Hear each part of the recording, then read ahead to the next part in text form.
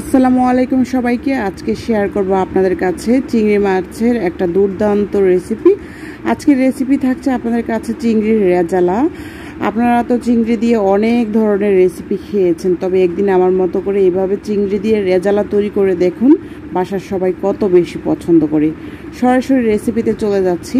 এখানে আমি half KG চিংড়ি মাছ খুব ভালো করে পরিষ্কার করে ধুয়ে নিয়ে আসছি।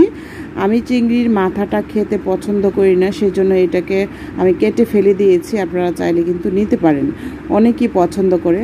যাই হোক, এবার হচ্ছে মাছগুলোকে আমি ভালো করে ধুয়ে ক্লিন করে পানি ঝরিয়ে এবার হচ্ছে মাছগুলোতে দিয়ে দিচ্ছি লবণ আর হচ্ছে অল্প একটু হলুদ। মাছগুলোকে আমি একটু ভাজবো, সেই কারণে হচ্ছে লবণ হলুদ দিয়ে একটু ভালো করে মাখিয়ে নিচ্ছি। নিয়ে আমি সরাসরি চুলাতে চলে যাব।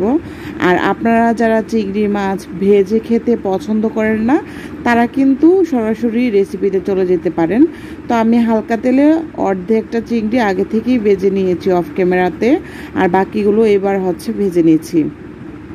বেশি লাল লাল করব না, চিংড়ি কিন্তু তেলে দিলেই কালার হয়ে যায়। সেই কারণে হচ্ছে দেখা যাচ্ছে যে চিংড়িটা অল্প একটু ভাজা হলেই আমরা কিন্তু চুলা থেকে নামিয়ে ফেলবো। এপিঠ ওপিঠ খুব ভালোভাবে উল্টিয়ে পাল্টিয়ে আমি চিংড়িগুলোকে ভেজে নিচ্ছি। আর আমাদের বাসায় কেউ চিংড়ি মাছ কাঁচা খেতে পছন্দ করে না, সেজন্য আমি হচ্ছে চিংড়িগুলোকে হালকা করে একটু তেলের মধ্যে ভেজে নিচ্ছি। এই তো সবগুলো চিংড়ি মাছ সুন্দর করে ভেজে নিয়ে তারপর হচ্ছে আমি সরাসরি রান্নাতে চলে যাব। আজকের রেসিপিটা একটু ইউনিক করার চেষ্টা করছি, আশা করছি আপনাদের কাছে ভালো লাগবে। সবগুলো মাছ ভেজে নিয়েছি। এবার সেম তেলেই আমি আর এক্সট্রা করে কোনো তেল দিচ্ছি না, এখানে সেম তেলে দিয়ে দিচ্ছি হাফ কেজি পরিমাণে মোটা করে কুচানো পেঁয়াজটাকে একটু ভালো করে ভেজে নিচ্ছি। নিয়ে তারপর লাল লাল করে পেঁয়াজটাকে গোল্ডেন কালার করে ভেজে নিয়ে এখানে দিয়ে দিচ্ছি রসুন বাটা। আমি হাফ চা চামচ রসুন বাটা, হাফ চা চামচ পরিমাণে জিরা বাটা দিয়ে দিচ্ছি। এবার হচ্ছে দিয়ে দিব হাফ চা চামচ পরিমাণে আদা বাটা।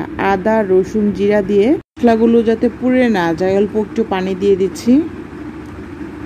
আর খেয়াল রাখবেন পেঁয়াজটা যাতে সুন্দর একটা কালার আসে, গোল্ডেন কালার আসে, যাতে পুড়ে না যায়। এবার হচ্ছে বাকি মশলাগুলো দিব। এখানে আমি তার আগে একটু নেড়ে চেড়ে নিচ্ছি মশলাগুলোকে, বাটা মশলাগুলোকে। এবার হচ্ছে হলুদের গুঁড়া দিয়ে দিচ্ছি। এই তো অল্প একটু হলুদের গুঁড়া দিচ্ছি। এখানে হাফ চা চামচের মতো হলুদের গুঁড়া আর 1 টেবিল চামচ পরিমাণে মরিচের গুঁড়া দিয়ে দিচ্ছি, আর স্বাদ মতো লবণ দিয়ে দিচ্ছি। এবার হচ্ছে সবগুলো মশলা বাটা মশলার সাথে মিক্স করে নিচ্ছি। ভালো করে এই মশলাটাকে সুন্দর করে সময় নিয়ে কষিয়ে নিচ্ছি, একটু সময় নিয়ে কষিয়ে নিচ্ছি। আর আমি কিন্তু তেলের পরিমাণটা একদমই কম দিয়েছি, আপনারা খেয়াল করুন। এবার হচ্ছে মশলাটাকে ভালো করে কষিয়ে নিয়ে আমি হচ্ছে চিংড়ি মাছগুলো দিয়ে দিচ্ছি। দিয়ে তারপর হচ্ছে একটু নাড়াচাড়া করব। এই তো চেষ্টা করছি কম তেলে রান্না করার জন্য আজকে। তো ভালো করে নেড়েচেড়ে নিয়ে তারপর হচ্ছে আমি এখানে পানি ব্যবহার করছি পুরো রান্নার জন্য। এখানে 1 কাপ পরিমাণে পানি দিলেই চলবে। আর আপনারা যারা একদম ভুনা টাইপের খান, তারা হাফ কাপ পরিমাণে দিবেন। তো এই তো আমি বেশ খানিকটা পানি দিয়ে তারপর এগুলোকে নেড়েচেড়ে একটা বলক উঠিয়ে নিচ্ছি। নিয়ে তারপর হচ্ছে দিয়ে দিব এই পর্যায়ে ধনিয়া পাতা কুচি আর হচ্ছে আস্ত কয়েকটা কাঁচামরিচ কুচি দিয়ে দিচ্ছি। চাইলে কাঁচামরিচগুলো মাঝখান থেকে ফেরেও দিতে পারেন, তবে আমি আস্তা টাইপেরই দিচ্ছি। আর বেশি করে ধনিয়া পাতা দিয়ে দিচ্ছি আবারও। এই তো আমি এবার লবণটা টেস্ট করে চুলা থেকে নামিয়ে নিব। আর হচ্ছে ধনিয়া পাতা আর কাঁচামরিচটা দিয়ে চুলাতে একটা ঢাকনা দিয়ে ঢেকে 1 মিনিটের মতো রেখে দিলে দেখবেন যে কী সুন্দর একটা ঘ্রাণ বের হয়। সেটা হচ্ছে নামানোর কিছুক্ষণ আগে। আমার চিংড়ি মাছের রেজালাটা কিন্তু একদমই রেডি। আশা করছি আজকের রেসিপিটা আপনাদের কাছে সবার কাছে ভালো লেগেছে। এমনিতেও চিংড়ি মাছ যেভাবে রান্না করে সেভাবেই কিন্তু খেতে বেশ ভালো লাগে। রেসিপিটি কেমন লেগেছে আপনাদের কাছে অবশ্যই কমেন্ট করে জানাবেন। ধন্যবাদ সবাইকে।